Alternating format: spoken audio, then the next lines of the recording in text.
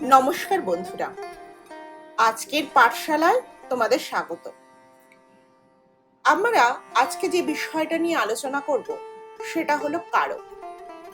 বাংলা ব্যাকরণে এই কারক বিষয়টিকে আমরা খুব সহজভাবে আজকে বুঝব।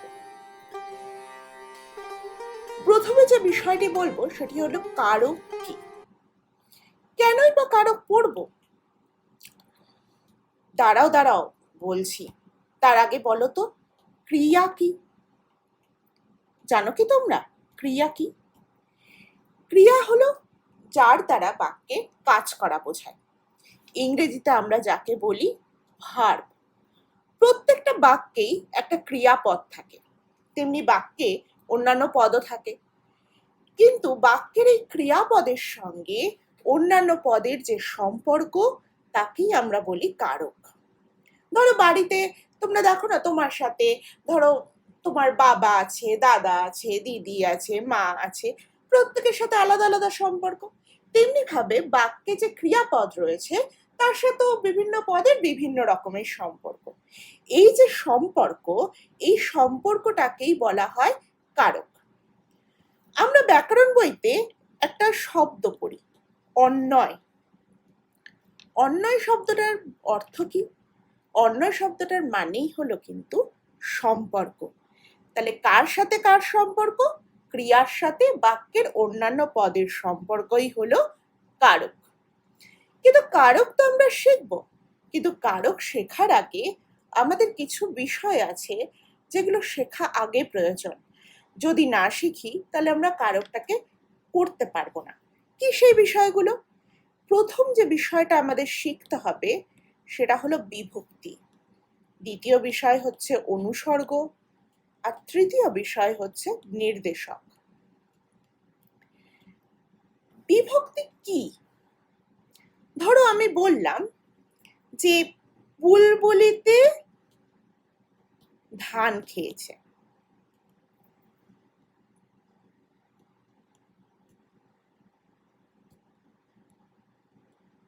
এখানে মূল পাখিটার নাম কি? বুলবুলি। তাহলে এই তে, এই কথাটা কোথা থেকে আসলো? কেনই বা বসালাম আমরা এই কথাটাকে? এই কথাটা তো এটা তো একটা এক্সট্রা বিষয়। সেটা কেন বসালাম না, বাক্যটাকে ভালো লাগার জন্য বলা যেতে পারে, বাক্যটাকে প্রয়োজনে।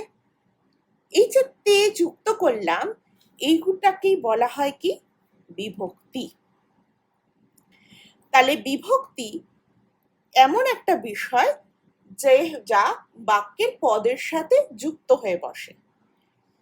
শুধু যে তে আছে এমন নয়, এছাড়াও অন্তস্থ বসতে পারে, র বসতে পারে, এর বসতে পারে। এমনকি আরেকটা বিভক্তি রয়েছে যাকে আমরা বলি শূন্য বিভক্তি। বিভক্তি আবার শূন্য, সেটা শুনতেও কেমন লাগে না, কিন্তু হয়। যেমন ধরো এই বাক্যটাতে আমি বলছি বুলবুলিতে ধান খেয়েছে। বুলবুলির পরে তো আমি তে দেখলাম, কিন্তু ধানের পরে তো কিছু নেই। কিন্তু আমাদের মাথায় রাখতে হবে, বাক্যে যখন শব্দ বসানো হয় তখন তারপরে বিভক্তি থাকবেই। বিভক্তি ছাড়া কোনো পদ হয় না। তাই ধানের পরেও কিন্তু কোনো না কোনো বিভক্তি আছে, কিন্তু আমরা সেটাকে দেখতে পাচ্ছি না। যখন এরকম হবে তখন সেটাকে বলা হবে শূন্য বিভক্তি। তাহলে এই বিষয়টা পড়ার পরে আমরা যেটা সিদ্ধান্তে আসলাম যে বিভক্তি কি? বিভক্তি হলো পদের পরে বসে এবং পদের সাথে জুড়ে বসে। কেন বসে না, বাক্যের প্রয়োজনে বা বাক্যে পদটাকে সুন্দর করে অবস্থান করানোর জন্য, তখন কিন্তু সেটাখানে বিভক্তি বসে। কিন্তু এই যে তে বা অন্তঃস্থ, এর কিন্তু কোনো অর্থ নেই। দ্বিতীয় যে বিষয়টা সেটা হচ্ছে অনুসর্গ। অনুসর্গ, এই অনুসর্গের অনু কথাটার কি অর্থ? অনু কথাটার অর্থই হচ্ছে পশ্চাৎ। তার মানে অনুসর্গ যে বিষয়টা রয়েছে সেই বিষয়টাও কিন্তু বাক্যের যে পদ রয়েছে তার পরে বসবে। কখনো আগে বসবে না। তাহলে অনুসর্গ পদের পরে বসে, তাহলে বিভক্তিও পরে বসে, অনুসর্গও পদে বসে। তাহলে বিষয়টা কি? ধরো আমি একটা জায়গায় লিখলাম, জেলেরা জাল দিয়ে মাছ ধরে। এখানে জেলেরা হলো মানে অনেকগুলো জেলেকে বোঝালো। জালের পরে দিয়ে, এটা কি জিনিস?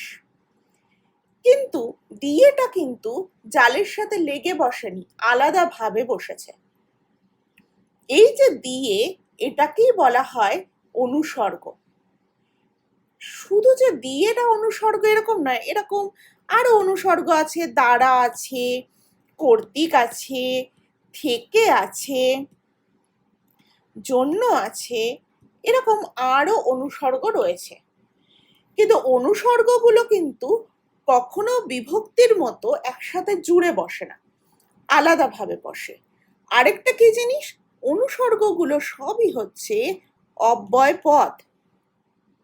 এগুলো নিজেও পদ এবং এর নিজস্ব অর্থ রয়েছে। তাহলে বিভক্তি, এখান থেকে কিন্তু বিভক্তি আর অনুসর্গের মধ্যে একটা পার্থক্য আমাদের জানা হয়ে গেল। কি না বিভক্তি কি না বিভক্তি হচ্ছে পদের পরে বসলেও বিভক্তি কি জুড়ে বসে, জুড়ে বসে। অনুসর্গ আলাদাভাবে বসে।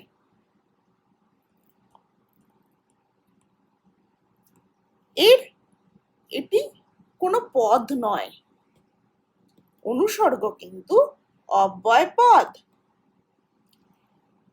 বিভক্তির অর্থ নেই, কিন্তু অনুসর্গের নিজস্ব অর্থ আছে। তাহলে এখান থেকে কিন্তু আমরা বিভক্তি আর অনুসর্গের পার্থক্য বুঝে গেলাম।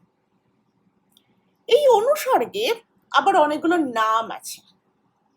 যেমন তোমাদের স্কুলে এক নাম, বন্ধুরা এক নামে ডাকে, বাড়িতে আরেক নামে ডাকে, তেমনি ভাবে অনুসর্গের অনেকগুলো নাম আছে। যেমন ধরো পরসর্গ, কর্মপ্রবচনীয়, সম্বন্ধীয়। এই নামগুলো কিন্তু মনে রাখবে, পরীক্ষায় আসে। এবার আমি তৃতীয় বিষয়টায় আসি, যেটাকে বলে নির্দেশক। নির্দেশক কথাটির অর্থ কি? যা নির্দেশ করে। কিন্তু এখানে কি নির্দেশ করবে? এখানে যেটা নির্দেশ করবে সেটাকে বলা হয় বচন। এই বচনটা কি? বচন হলো কোনো জিনিস একটা আছে, তা সে জিনিসটা একটা আছে না একের বেশি আছে, সেটা জানার জন্য আমরা বচন ব্যবহার করি। যদি কোনো জিনিস একটা থাকে তখন তাকে আমরা বলি এক বচন, আর যদি কোনো জিনিস একের বেশি থাকে তখন আমরা সেটাকে বলি বহু বচন। যেমন আমি যদি বলি পাখি উড়ছে, কটা পাখি উড়ছে? একটা। আমি যদি বলি পাখিটা উড়ছে, কটা পাখি উড়ছে? একটা।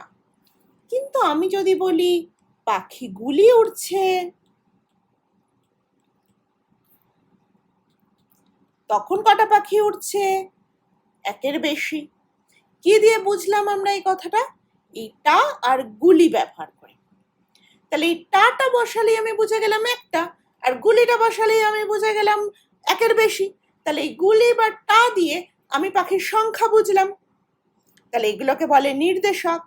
আবার যদি বলি মেঘেরা ভেসে যাচ্ছে, এখানে কিন্তু এই রাটা দিয়ে আমরা বুঝছি অনেকগুলো মেঘ ভেসে যাচ্ছে। তাহলে এই রকম টি, টা, খানা, খানি, এগুলো দিয়ে যেহেতু একটা মাত্র জিনিসকে বোঝায়, তাই একে বলা হয় এক বচনাত্মক নির্দেশক। গুলি, গুলা, রা, এগুলো দিয়ে অনেক জিনিসকে বোঝায় বলে এগুলোকে বলা হয় বহুবচনাত্মক নির্দেশক। আমরা তাহলে যে জিনিসগুলো কারক বোঝার আগে শিখতে বললাম, নিশ্চয়ই তোমরা শিখতে পেরেছো। একটা হচ্ছে বিভক্তি, দ্বিতীয় হচ্ছে অনুসর্গ, তৃতীয় হচ্ছে নির্দেশক। এগুলো না জানলে আমরা কারক বুঝতে পারবো না।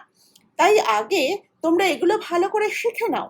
যদি বুঝতে না পারো তাহলে আমাকে কিন্তু অবশ্যই কমেন্ট বক্সে লিখে জানাবে। যেটা বুঝবে বা যে কোনো প্রশ্ন থাকলে সেটাও কমেন্ট বক্সে লিখে জানাবে, এবং আমি নেক্সট ভিডিওতে তোমাদেরকে কারক ভালো করে বুঝিয়ে দেব। তাহলে আজ এই পর্যন্তই। ধন্যবাদ সকলকে। আমার এরকম আরো নতুন নতুন ভিডিও পাওয়ার জন্য চ্যানেলটিকে সাবস্ক্রাইব করতে কিন্তু ভুলো না।